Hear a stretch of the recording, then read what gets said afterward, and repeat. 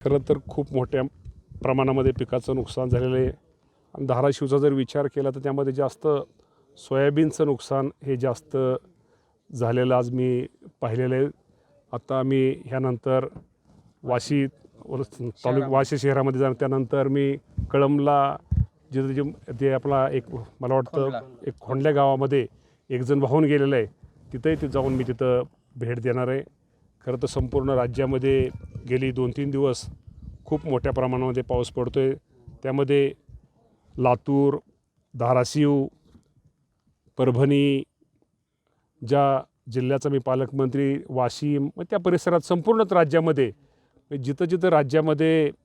पाऊस मोठ्या प्रमाणामध्ये पडतो आहे त्या ठिकाणी आम्ही सर्व शासनाच्या वतीनं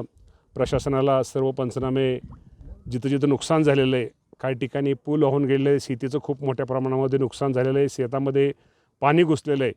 त्या प्रमाणामध्ये जिथं जिथं झालेत प्रशासनाला आम्ही ताबडतोब त्या नुकसानीचे पंचनामे करण्यासाठी सांगितलेले आहेत आणि लवकरच त्या पंचनाम्याचा अहवाल प्राप्त झाल्यानंतर नुकसान भरपाईच्या बाबतीमध्ये निश्चित प्रकारे कारवाई केली जाईल.